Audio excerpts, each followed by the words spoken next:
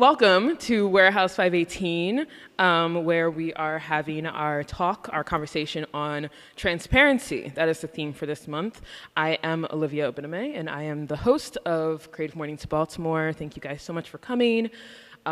This is going to be an amazing talk. This month's theme is, like I said, transparency. We're in election season, and this could not have come at a better time, right? The thing about transparency is that it could bring out the best and the worst in us. There we go. When we are transparent, when we're honest, when we are clear about what we want, when we're clear about how we feel, whether it's a personal situation or a professional one, transparency and that communication about whatever situation we may be in goes a long way. And I think in this city in particular, we deal with that challenge of transparency a lot. So I couldn't think of a better person to kind of speak on that. And you guys may have read that she has currently a political background in a sense that she is the communications director of the Maryland Democratic Party. That does not mean we are affiliated with Democrats. But there's more to Jazzmen Knoderer. I've known Jazzmen for a long time now, and she was actually one of the few African-American journalists at Towson University's newspaper, The Tower Light. My love for journalism, partial inspiration for that was because of Jazzmen. She was kind of this mysterious superhero that was at the Tower Light, and I only knew her by name. She had graduated long before me, and kind of went through my history of the newspaper and found out that there was someone I could look up to, and that was her. So that being said, she has had, I think, a great career in the media industry. A lot of people in the journalism industry don't see a way out if they're looking for a way out, or if they love the journalism industry so much, they don't know anything else other than the beat that they specialize in, and kind of don't understand that they're allowed to still be unbiased and explore more. The media industry is just so vast and so huge, and she's kind of traveled her way through that. Her life journey starts out as a journalist, and then she kind of made her way into academia. Working as a program coordinator at Johns Hopkins University. She had a bachelor's in science, like I said, mass communication at Towson University, and now she is currently the director of communications at the Maryland Democratic Party. So it's very interesting, I think, her journey through the media world of how she's gone from telling you like it is to maybe also telling you like it is still with the Democratic Party. She's also very amazing on Twitter. You should definitely follow her at Jazzmen_K. I call her the queen of Twitter. She's very quick and witty on the social media. So what's going to happen is she's going to come up and she is going to give her talk. We're going to have this conversation about transparency, and then we're going to have a Q&A with her. And then following that, if we have time, we can still mingle a little bit, and you can have more chance to talk in more detail with her about what she does, about transparency, or whatever have you. If you do have Twitter, please tag us. If you have any questions, tweet them at us. We'll also be using Twitter to answer any questions that you may have. The mic is kind of, I think it's going to stay put here. So maybe you can come up, but if you do have Twitter, I strongly suggest you use that. Okay, so without further ado, Ms. Jazzmen Knoderer.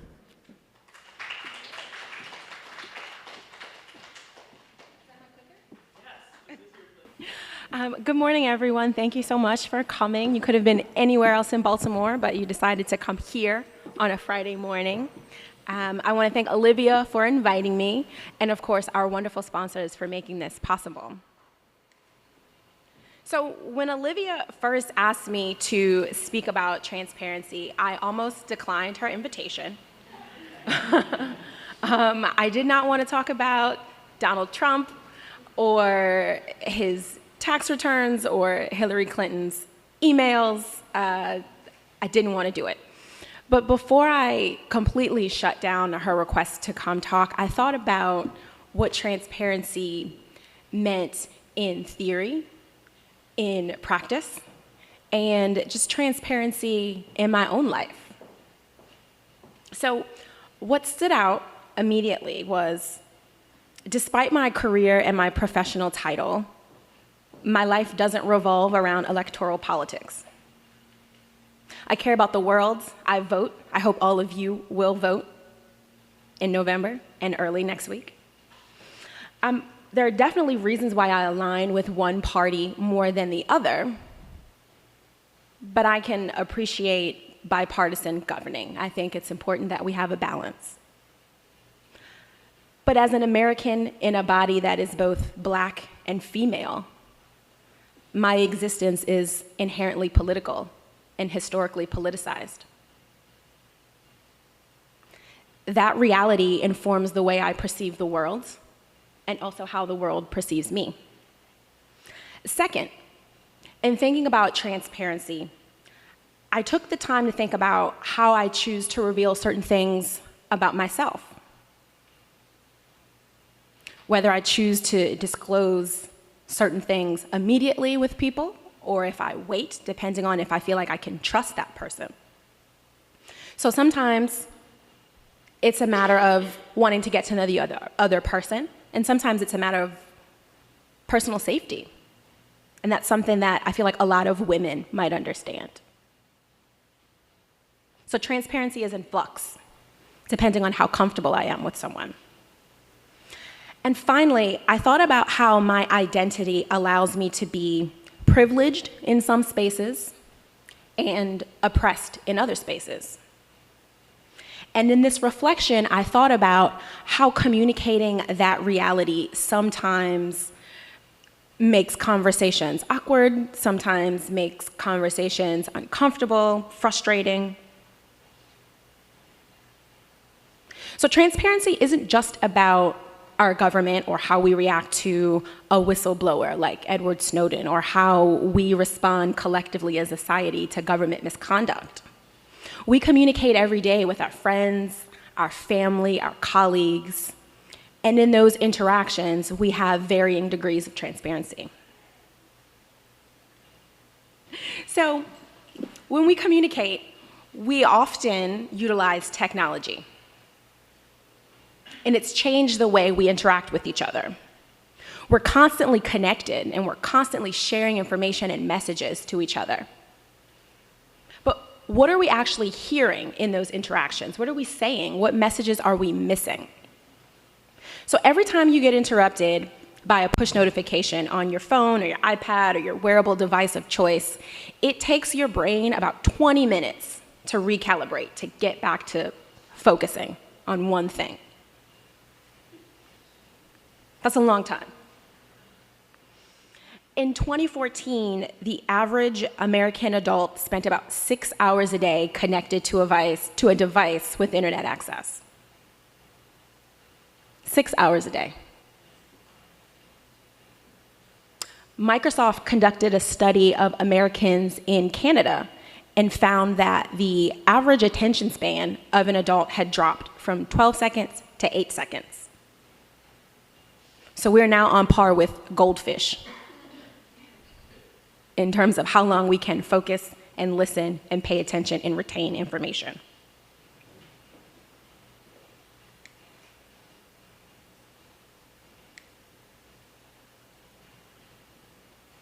We're accustomed to being connected and sharing information about ourselves with our friends, our families, our colleagues, sometimes to the point of oversharing.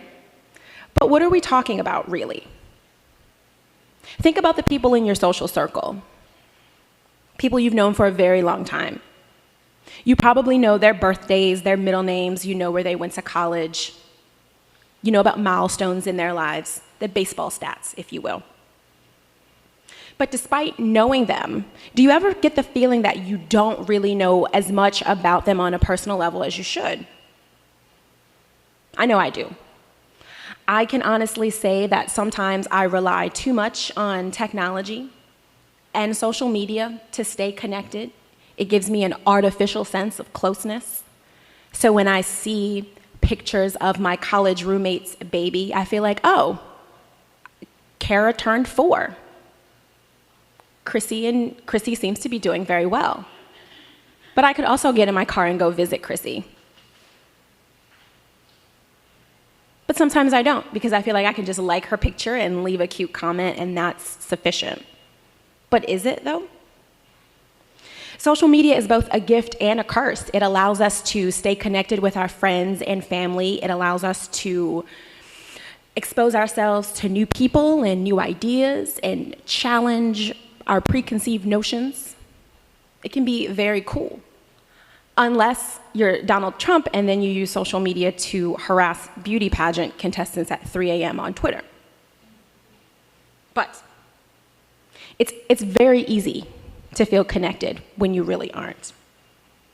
So when we talk about transparency and social sharing, we present sometimes altered versions of ourselves, a stylized experience, so people can see our pithiest comments, our hottest of hot takes on the topic of the day. They can like our best selfies. Who among us hasn't posted an amazing selfie on a day where it felt like the world was crumbling beneath your feet? But no one could tell you were on the brink of a mental breakdown because you worked the angles, you had the perfect filter. Everyone thought you were just having a great day. And the existential question of our time, did you really eat brunch if you didn't photograph it and put it on Instagram with the perfect filter?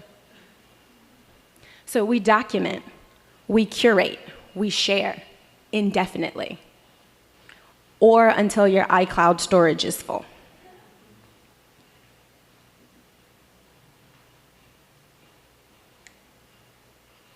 So what does it mean to be transparent?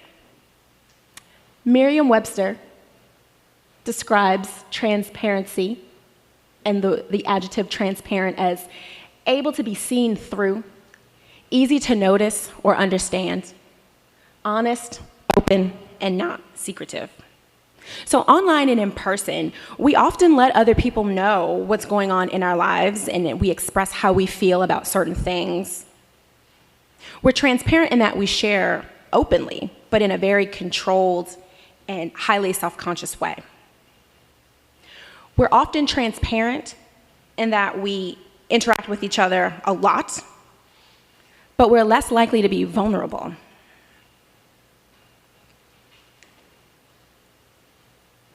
To be vulnerable and open in our interpersonal relationships means you aren't just telling people what's going on in your life, you are telling people how those events in your life affect you on an emotional, personal level. You're actually letting people see deeper into your personality, into your life. You curate less, you feel more. So be honest, are you brave enough to let yourself be vulnerable, openly and publicly? This can be very scary. We have to find a middle ground between transparency and vulnerability, I think. So in my own life, this is something that I struggle with every day. Sometimes it's a better experience than others. Right now, I'm being extremely vulnerable. My threshold for talking to people publicly is like 1 to 7 people. And then like 8 to 20, I'm freaking out. So I think we fear vulnerability because letting people see the real us opens us up to rejection, to criticism. It's very risky. But I think it's important to remember that we all carry some degree of vulnerability. I mean, have you heard Lemonade? Even Beyonce, a goddess among us mere mortals, has experienced this. It's essential to the human condition. Vulnerability makes us human. And empathy allows us to recognize and respond to the needs of others. So my challenge to all of you in the room today is to ask yourself, what are you doing to make other people feel comfortable in their vulnerability with you? maybe this requires unlearning problematic behaviors or problematic ideas. Do you have an empathy gap? And what are you doing to close that?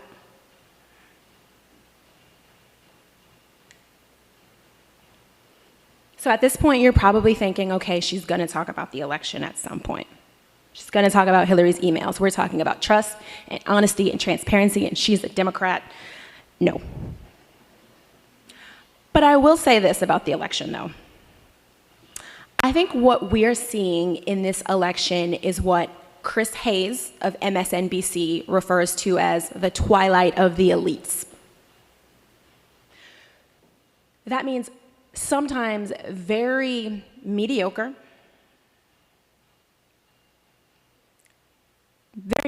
people are rewarded with status and wealth and powerful positions, like Republican nominee for president.